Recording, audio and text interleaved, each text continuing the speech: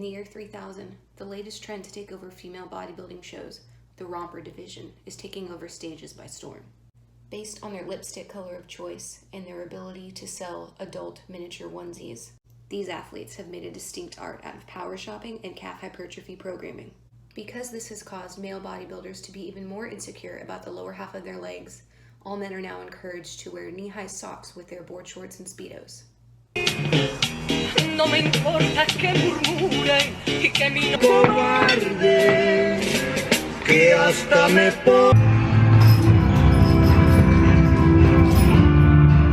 Berto, W and AC at the same time. Pin squats, those things are still happening. Man, I wanted to chit chat, but it looks like we're getting right into the business. Look how I'm charging the bar. Look how I'm wedging into that bar. The goal is to make the bar feel like it's not on me, but in me. So that's what homie's doing back there. That's what Tyson's doing. He's making sure that the rack doesn't flip over because they're not bolted into place. So yeah, game of tension. Pin squats, single at an RPE 8. Reason I'm going with 8 is simply because at this point, I would probably use something that's a lighter RPE to base the rest of my work off of. This is just to assess about how strong I am for the day on this movement. I did something similar to this with my hack squats, with my front squats during my contest prep. But it's just I'm not very efficient nor strong at this movement yet. I will in time. But for now, an RPE or what feels like an 8 is not really an 8. It's probably more like a 7-6 to be honest. Because I'm just not good at the movement yet, or as good as I could be, as good as I will be. This was the back off work. This was the last set. It was 7, 6, and then 5 with 345 on the pins, which is, hey, it's not bad. I really do feel, and I hope I'm not just talking shit here, but by the time I get to the last weeks of this training block, I think I will be able to do my assessment set with somewhere around 440 to as high as 460, which on pins, like, I'll take it considering the fact I haven't back squatted seriously in quite a while, especially like low bar. What's going on? So this is how I set into place with this floor press. I posted about this on the IGs, right? And people were asking, how do you get it into place? Quite convenient. That's how I do it. I'm sorry to say it like that, but it's really simple. Like, eventually, I guess the thing is, like, you have to try it. You'll figure out eventually. You'll find out what's the most economical way to get in my lap, and that's how you do it. And what I love is, look at all the time I have to get tight. Like, that is the best part about this movement. With dumbbells, usually it's like a bungee jump. Hopefully I land in the right place. I'm biomechanically in the weakest position, the bottom position. Let's get this going. So with this one, yes, I lose the stretch reflex because I'm back there, like, messing around for a minute, but that's okay because that's the point to doing some sort of floor press variation. So I'm not worried about that. I just go a little bit lighter than I could in this rep range. But yeah, 125 for 6, which to me means that if I can do 125 for 6 on a floor press, I can probably at this point, with a little practice, like my 6 rep-ish work on the dumbbell press is probably, on the standard dumbbell press, is probably somewhere in the 135, 140s. For those of you who don't know, I have a good history with this movement. 160s for 4 is my personal best. I was about 205, 210, but I've done quite a few good sets with 150-pound dumbbells for a good amount of reps, weighing somewhere in the high 170s all the way to like the mid 180s. So around here. So I'm in a good position considering the fact that I haven't done any sort of floor flat dumbbell pressing in a while, and considering the fact that this is from the floor where you lose a little bit that recoil, man, I'm in a good spot. So the reason that I'm doing, look at those calves, that's the reason I'm doing it, is because, so I should have no calves, like based on where I started. However, because I do my calves with a pause, and here's the thing I don't get, I've been like, just like, other than like the stop reverse dieting people, the pausing with your calves at the bottom is something that I just keep bringing up over and over and over, and like no one does it. Like, I have calves, I shouldn't have calves. You're not doing calves if you're not pausing at the bottom for a good 3-4 second period. You're working out the long ass tendon you have back there. So look, it's worked really well for my calves, so I'm hoping that maybe it's going to work really well for other things like my chest, like my lower body. So that's why I'm doing these movements in that fashion.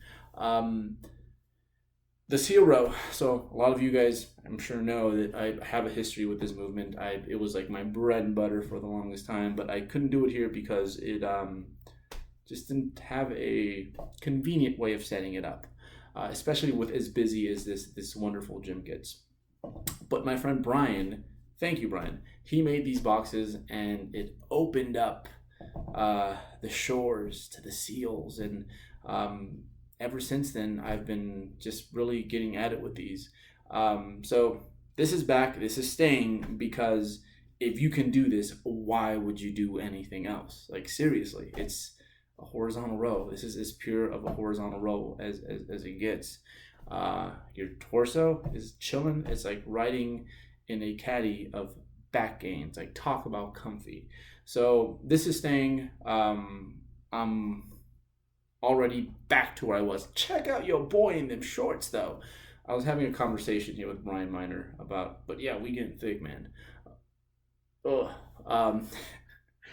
having a conversation about grown-up things that I promised myself I'd never talk about while training, but I never thought I'd be wearing shorts this short, especially like growing up, because like we were of that era. We would beg our mom to let us sag our pants, right?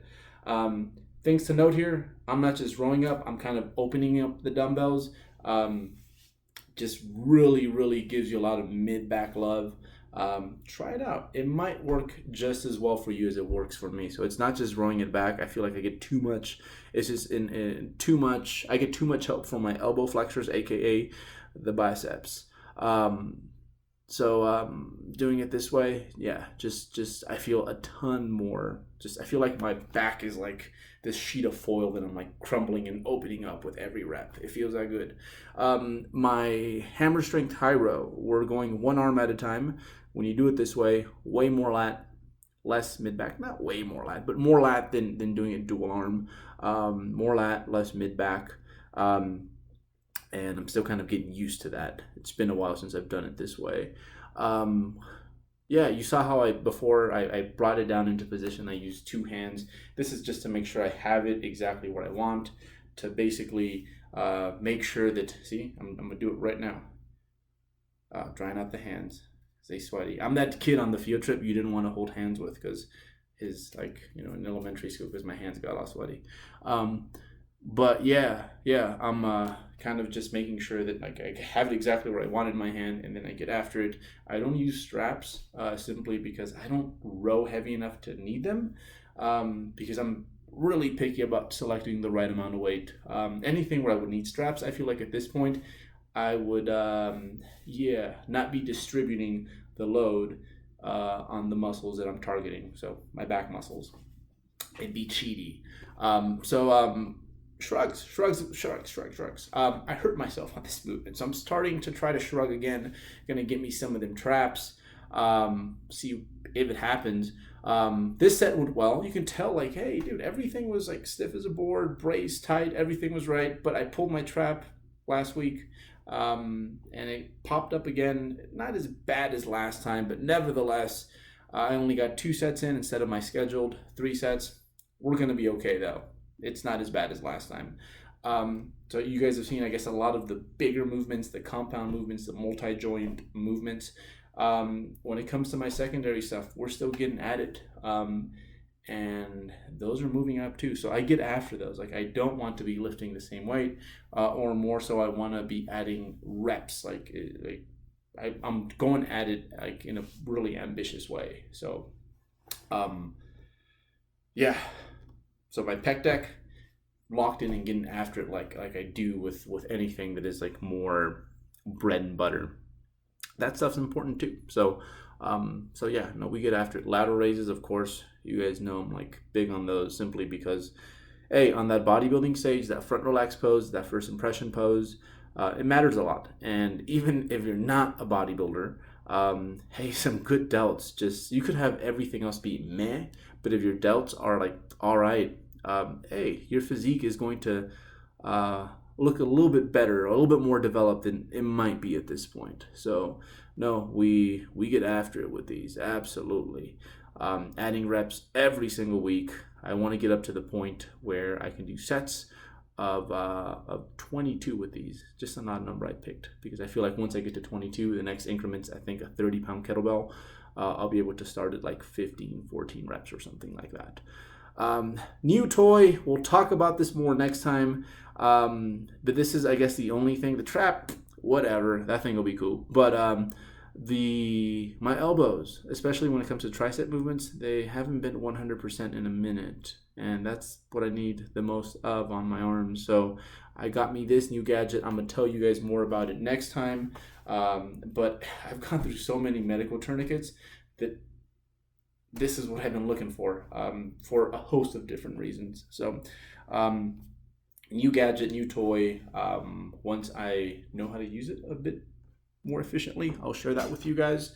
But yeah, we gonna get ourselves some arms, and we're gonna let those things heal, and we'll be all good, and our arms will look like they too partake in lifting. But that is it, folks. I'll leave it here. Like if you like, only if you like.